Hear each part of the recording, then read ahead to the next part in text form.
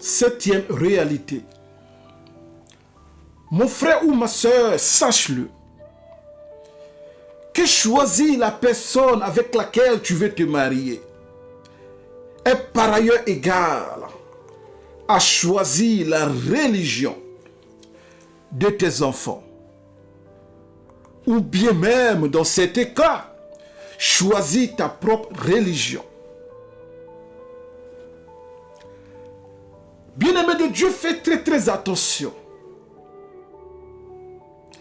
Car il y a de ces religions qui sont de façon matrimoniale, héréditaire. C'est-à-dire que toi-même, en tant que mari, ou bien en tant que femme, mais tu hérites de la religion de la personne avec laquelle tu te maries. Même tes enfants ne seront pas épargnés. Car tes futurs enfants vont biologiquement hériter de la religion ou bien de ta femme ou bien de ton mari. Voilà pourquoi j'aimerais poser la problématique brûlante de savoir. Hérite-t-on d'une religion par mariage ou par paternité, voire plus par maternité? Ou bien fait-on la rencontre salvatrice, glorieuse et noble de notre Seigneur de gloire, Jésus-Christ de Nazareth? Et cela après être parvenu à la maturité spirituelle et à la vérité.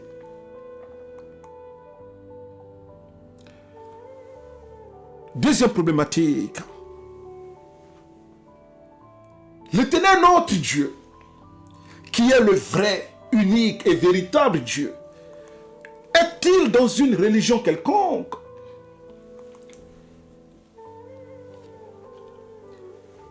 Une religion peut-elle sauver une âme au paradis? Pour réponse, non. Car aucune religion ne peut sauver une âme au paradis, car seul notre Seigneur de gloire, Jésus-Christ de Nazareth, est le chemin, la vérité et la vie. Et cela, selon Jean chapitre 14, verset 6. Lui, bien-aimé qui écoute ce message, sache-le, que le salut de ton âme au paradis ne dépend pas d'une religion quelconque, mais plutôt de ta foi en notre Seigneur de gloire, Jésus-Christ de Nazareth.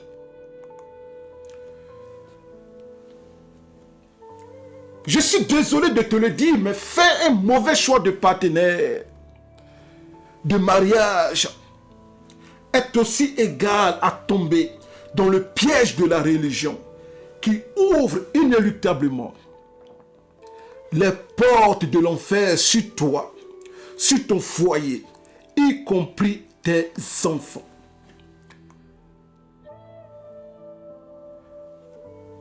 Choisis bien son mari ou bien sa femme est une forme d'intelligence.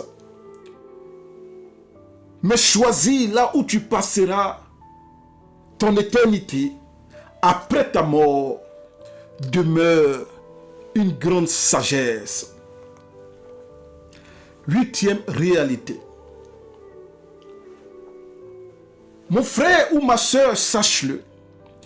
Choisis la personne que tu veux marier est par ailleurs égal à choisir ta santé.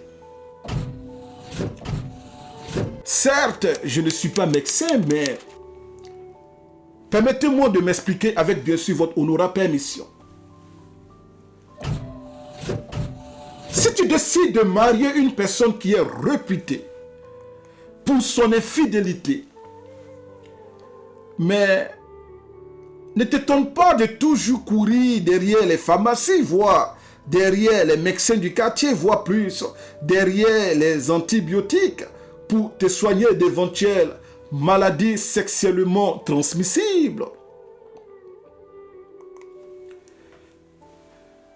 Si pareillement tu choisis de te marier à une personne qui est réputée pour son manque flagrant d'hygiène, mais ne t'étonne pas aussi de même de courir derrière des pharmacies, mais pour prendre différents médicaments, mais pour soigner tes différentes infections à cause du manque d'hygiène de la personne avec laquelle tu t'es marié.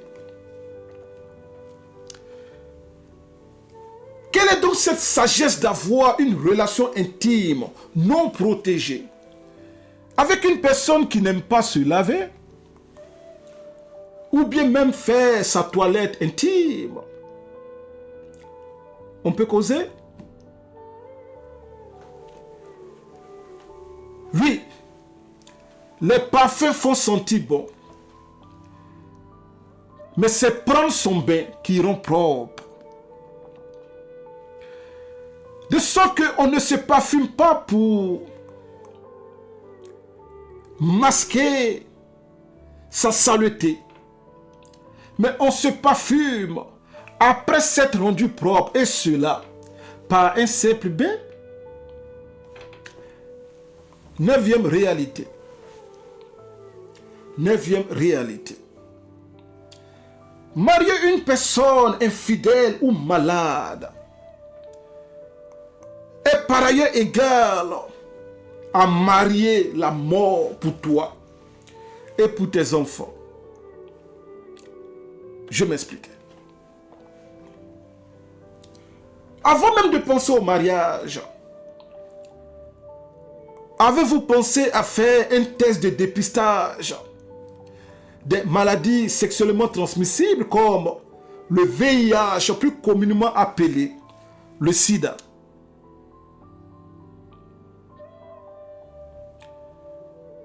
Ou bien vous avez songé à utiliser ce qu'on appelle des préservatifs tout le long de vos mariages?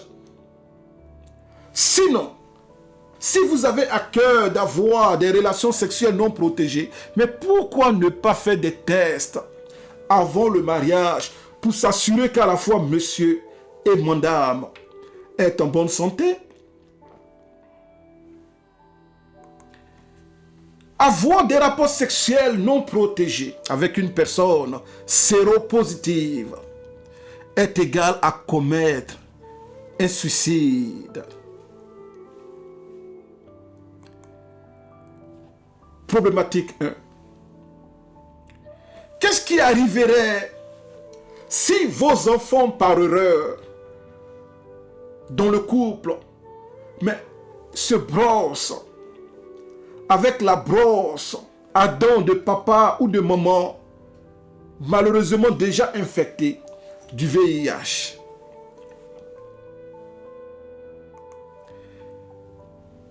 Qu'est-ce qui arriverait à vos futurs enfants si par inadvertance, par erreur ou bien par ignorance, ils prenaient la lame rasoir de papa ou de maman malheureusement déjà infectés du VIH ou bien du sida, et dans leur enfantillage, mais se blessaient avec cette même lame, utilisée par un des parents ou bien par les deux parents infectés du VIH. Laissons un temps soit peu le VIH de côté et allons dans une autre réalité.